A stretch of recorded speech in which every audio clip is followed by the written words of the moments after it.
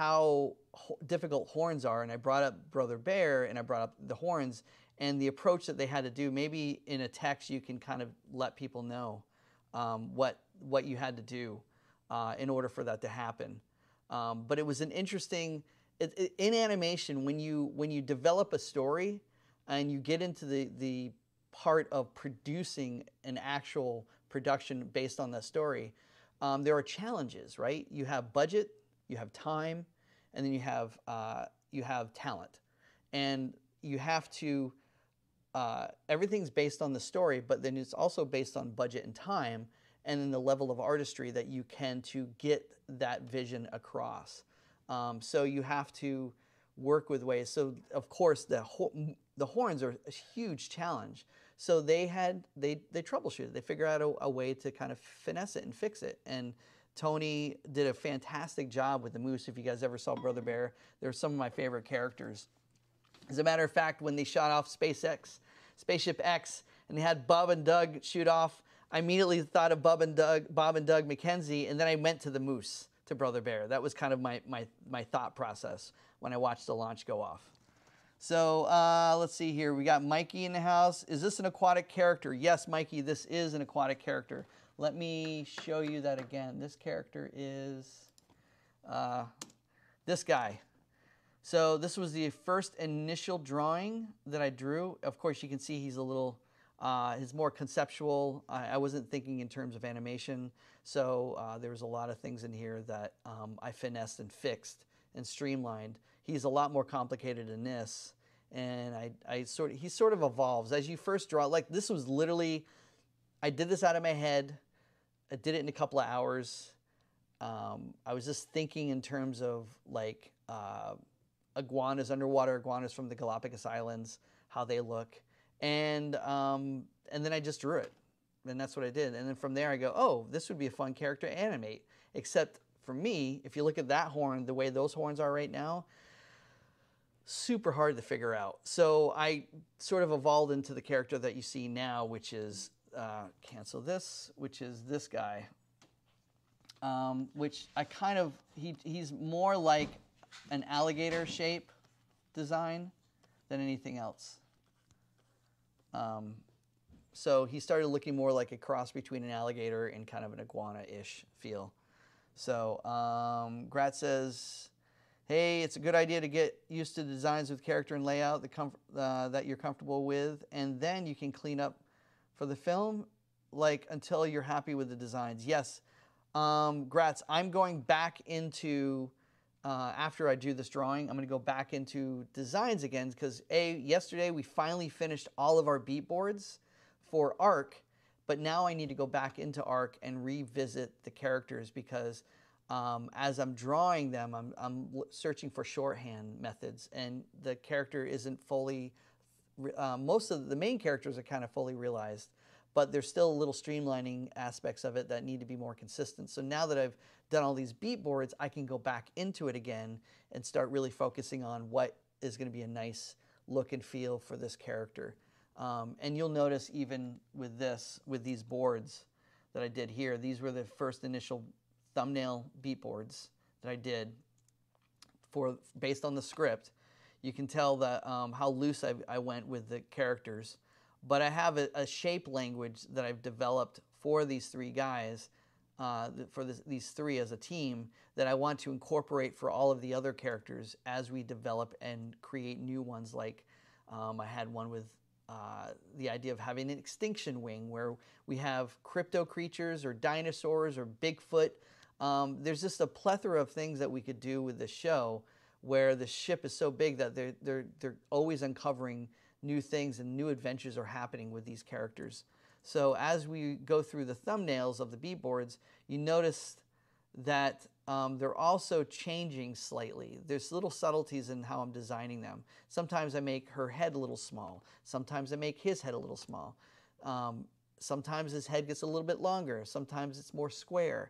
But the general idea is there. I'm just not consistent with all of the shapes. And I noticed as I was going through this, I was really paying attention to how I was using my shorthand drawing skills to kind of quickly put these characters down, because as beat boards, you don't have to go super, super detailed, or you can. It's up to you. So in here you see that I'm just, based on the script, I'm kind of writing notes down. I'm figuring out layout designs. I'm thinking about composition. I'm thinking about camera. I'm thinking about tone. And all the while, this is not full rendered out illustrations. They're just simple thumbnails. But I'm trying to get the attitude across that's important for that part of the script. And so you notice, like today, on this day, I noticed I had a pretty good drawing day. I was pretty loose, very expressive with the boards. But then the next day, I felt like I got a little stiff. This one was interesting to try to work out with him, with Gallus. And then, I started getting more involved with, trying to give more scope to him, more depth, more foreshortening, more foreground, middle ground, background. And then, again, I started getting a little bit more confident with the character shapes. I think that as I went, this lower right one I really liked a lot. But the only way to do all of this stuff, guys, is to continually draw. And since I'm the only one doing this, I've got to find a shorthand and be consistent with the drawings. And so as you go through, I've noticed, especially with Gallus, I decided to go back to look at the original drawings that I did before I did all these boards, and see how they compare, how they line up with my first initial drawings of Gallus, Bo, and Sue. And I'll show you that in a second. And then, of course, these are towards the end. I started feeling a little bit more confident with the characters themselves. And again, getting a little bit more confident, a little bit more expressive. I could start pushing things a little bit more.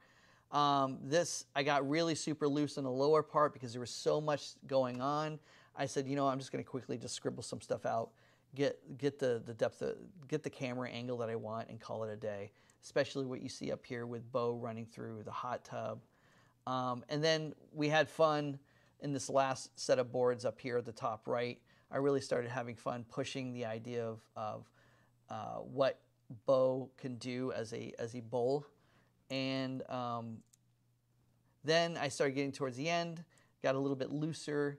And then at the very last bit, I kind of loosened up a lot more. This was sort of the end part of the story. And I noticed that, again, one of the things that I was noticing is that, I needed to go back and focus on the color choices that I make for the costume designs that they're wearing, because they do affect the story beats that are going on. So that's one of the reasons why I'm going to go back in and revisit the characters. And then also really making sure that even though my size relationships I think are working, I'm still playing on the idea of maybe making Gallus a little bit bigger versus smaller. The way I have it lined up right now is Gallus is the smallest out of the three, and then there's Sue. But I almost thought Gallus could be almost the same height, but just a longer neck. And then with Bo is still Bo. Bo is still, I felt like I've been pretty consistent with him. So this is pretty much, and then we got towards the end here, and then the very last board that I did had nothing to do with the characters, but it was just this quick shot of the ship Ark leaving. And again, I told you guys, I don't know why I drew the spaceship this way. It's a combination of having that idea that you have this round area where you have your working space, and then you have the engines down below, and then the cockpit is way up in the front. I've been drawing Ark like this for a while, and I've been thinking about, is this the right look and feel for Ark? Right now it's a placeholder. It doesn't mean this is the final look and feel for the ship Ark. It just means for some reason, I just decided to draw him this way. And I've been thinking about what we could do to make the ship more interesting, and maybe just going to give it a complete makeover. Maybe make it look like a shape of something else that's familiar, that could be in the shape of a barn. It could be a lot of different things. But this is something that I want to go back in and kind of focus on, because the beat boards allowed me to really think about scope, or maybe think about design and where I want to tell the story. And so now I can go back in, that I've done this initial pass, I can go back in and start focusing on the things that are going to be important before I go to my final boards, which is what the end goal here is, guys, is we're going to get to the boards, which are going to take about 4 to 6 weeks to do. And then we're going to go into animatic phase after that. So character design wise, let's go back into this guy. I just want to finish him up real quick. So I'm going to knock him down really fast. Now that we have this shape, just remember as you're doing this animation challenge, think about the big shapes, the gesture. If you want to think about gesture, right? He's got sort of this gesture going, and you've got the head, you've got the chest with the neck, you've got the stomach, and then you've got the tail. And then you got the feet at the bottom. And then the arms. So when you're thinking about initially drawing this character and animating him, have fun with the idea that you can move him around. You know, get expressive with the character designs itself. Don't, you know, at this point I'm so comfortable with the shape language that I can kind of put him at any angle that I want at the moment, and be able to draw him effectively.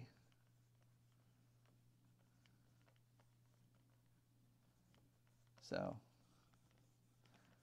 and you see how quickly that gesture is for him. And I can go back in after this, and again, this is what I would call right here. That's what I would call thumbnailing out my scene. I would do it in that loose of a format. I typically like to put tone on it when I'm doing my thumbnails, just to kind of give it more volume. So I'll go in and just block in a shape for it, just to kind of give this a little bit more depth to what it is. And getting the gesture is really, really important, and then you can build your structure over that as well. I've already got the general proportions down, so now you can see how quickly I can draw in these feet, and I'm not worried about every little detail. I'm just more worried about the general concept of it. And then I can go in and really think about my path of actions and my acting and my secondary actions. If I can show you, I'll show you one of the other things that I had in, let's see here. Just want to make sure I get the right one. So again, this is going to be my tutorial. I'll just show you this quick image. These were my thumbnails ideas for the animation that I was proposing. And you can tell that it's not, they're very gestural, they're very loose, but they're key points that I wanted to illustrate and that I wanted to get into my animation itself. And this is something that you can go as loose or as detailed as you want. And I don't even care if when you do this animation challenge, if you draw it like this and you don't want to tie it down, except for the last few keys, and then you just go back into it, then that's great. It'd be interesting to see a rough pass and then going back into it. So that's why they gave you guys, like, I believe, the whole month to kind of work on this, because it's going to take a little while to do. But it should be a great challenge, and it should be something fun and interesting. And I wanted to show you how far you can push this character. You know, there's a lot you can do with this character. You can be subtle, how he swims in and he settles down, and then he wipes his, you know, have him wipe his hand, his muzzle, kind of like a cat. And then he looks up and he sees the shadow appear over him. We don't know what the shadow is, and then he gets scared and he runs off. So that's why I have him doing a take on key 11 and then spinning around and quickly darting away. But if also take a look at, oh, this would be a good suggestion. Take a look at iguanas, alligators. Look at how they swim. If you notice, I have them very swimming. I swim very similar to those. They swim with their tail and they kick with their feet a little bit, but they tend to keep their back legs dragged. when they're swimming through, and they use their whole body